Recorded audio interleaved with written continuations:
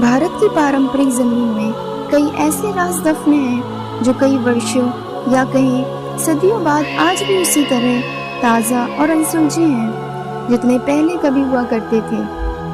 ये रहस्य कुछ ऐसे हैं जिन्हें जितना सुलझाने की कोशिश होती है ये उतने ही उलझते जाते हैं। ऐसा ही एक राज दफने है राजस्थान के एक छोटे से गांव कुलधरा के भीतर। कोई कहता है कि कुलधरा की भूमि पर सैकड़ों वर्षों से भटकती आत्माओं का पहरा है, तो कोई ये मानता है एक श्राप ने इस स्थान की तकदीर बदल दी। नमस्कार दोस्तों, मैं आपकी दोस्त हेजल आज फिर एक बार आपके सामने आई हूँ एक रोचक और रहस्य से भरी कहानी लेकर। उससे पहले वीडियो को लाइक करें, शेयर करें और चैनल को सब्सक्राइब करें। जैसलमेर से करीब 18 किलोमीटर दूरी पर स्थित कुलधरा नाम का एक छोटा सा गांव है। कहते हैं सन 1291 के आसपास रईस और मेहनती पालीवाल ब्राह्मणों ने 600 घरों वाले इस गांव को बसाया था। ये भी माना जाता है कि कुलधरा के आसपास 84 गांव थे और इन सभी में पालीवाल ब्राह्मण ही रहा करते थे। ये ब्राह्मण न सिर्फ मेहनती बल्कि वैज्ञानिक तौर पर भी सशक्त थे, क्योंकि कुलधरा के अवशेषों से ये स्पष्ट अंकित होता है कि कुलधरा के मकानों को वैज्ञानिक आधार से बनाया गया था।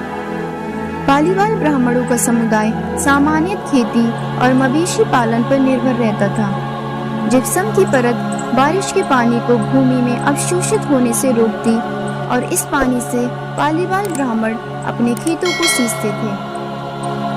लेकिन ऐसा क्या हुआ जो हंसते खेलते 84 गांव के लोग अचानक बस एक ही रात में अपना घर, मकान, खेती सब कुछ छोड़कर जाने के लिए मजबूर हो गए? इसी सवाल से जुड़ी है कुलधरा की रहस्यमय दास्तान, जिसका संबंध कथित तौर पर श्राप और बुरी आत्माओं से है। आज के दौर में शायद किसी को किसी की परवाह नहीं, लेकिन जिस समय की बात हम यहाँ कर रहे हैं वो समय सिर्फ अपने नहीं बल्कि एक दूसरे के बारे में सोचने का था। खुशहाल जीवन जीने वाले पालीवाल ब्राह्मणों पर वहाँ के दीवान सालम सिंह की बुरी नजर पड़ गई। सालम सिंह को एक ब्राह्मण लड़की पसंद आ गई और वह हर संभव कोशिश करने लगा उसे पाने की। जब उसकी सारी कोशिशें नाकाम होने लगी तब सालम सिंह ने गांव वालों को ये धमकी दी कि या तो पूर्णमासी तक वह इस लड़की को उसे सौंप दे या फिर वह स्वयं उसे उठाकर ले जाएगा। गांव वालों के सामने एक लड़की के सम्मान को बचाने की चुनौती थी।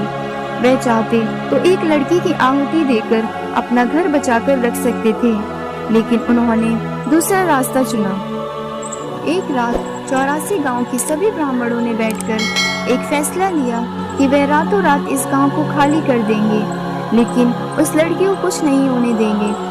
बस एक ही रात में कुलधरा समेत आसपास के सभी गांव खाली हो गए। जाते जाते वह लोग इस गांव को श्राप दे गए कि इस स्थान पर कोई भी नहीं बस पाएगा, जो भी यहाँ आएगा वह बर्बाद हो जाएगा। कुलधरा की सुनसान और बंजर जमीन का पीछा वह श्राप आज तक कर रहा है। तभी तो जिसने भी उन मकानों में रहने या उस स्थान पर बसने की हिम्मत की वह बर्बाद हो गया।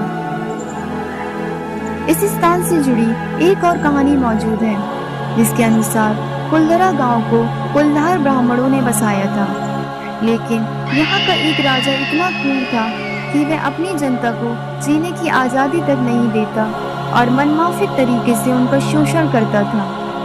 वह इन्हें मारता पीटता और अपने गुलामों की तरह रखता था। ये गांव पूरी तरह उजड़ गया, लेकिन उजड़ने के बाद भी ये एक अद्वितीय पर्यटक स्थल बना हुआ है। लेकिन जो भी पर्यटक यहाँ आते हैं उन्हें यहाँ कुछ अजीबोगरीब एहसास होने लगते हैं। किसी को आसपास चूड़ियों और महिलाओं के खिलखिलाने की आवाज़ आती है, तो किसी को लगता है जैसे कोई उनके पास से गुजरा है। इतिहासकारों के अनुसार पालीवाल ब्राह्मण बेहद अमीर थे। उनके पास सोने के बहुमूल्य आभूषण थे जिन्हें वे जमीन में गाड़ कर रखते थे। इसी वजह से जब ये गांव खाली हुआ तब यहाँ सोने के लालच में कई लोग आए जिन्होंने इस स्थान की खूब खुदाई की और जो सोना था वो लेकर भाग गए। इस स्थान पर लगे श्राप की बात को मनगढ़ंत मानकर कई लोग यहाँ आए, लेकिन जो भी यहाँ एक रात रुका वह कभी वापस नहीं जा पाया। उसका नाम निशान तक किसी को नहीं मिला।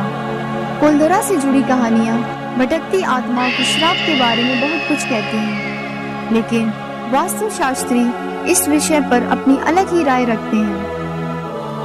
वास्तुशास्त्र के ज्ञाताओं का कहना है कि कुलधरा के नैऋत्य कोण में पूरी साल बारिश होने की वजह से लगातार नमी रहती है और काई भी जमी हुई है। साथ ही कुलधरा का पूर्व आग्नेय बढ़ने से ईशान कोण घट गया है।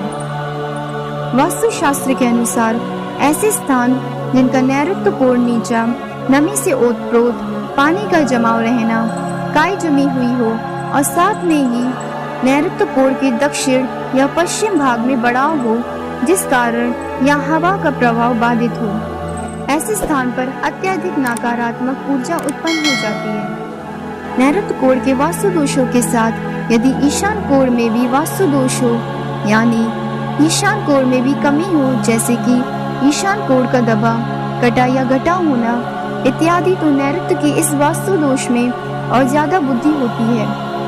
इन सभी कमियों की वजह से वहां उत्पन्न हुई नकारात्मक ऊर्जा को कभी कभार भूत प्रेत या बुरी आत्मा का नाम दे दिया जाता है। इसी के साथ मैं आपकी दोस्त रोज हेजल रहस्य के सेगमेंट से विदा लेती हूँ।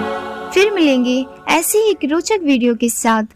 तब तक के लिए वीडियो को लाइक करें, शेयर करें और चैनल को सब्सक्राइब करें।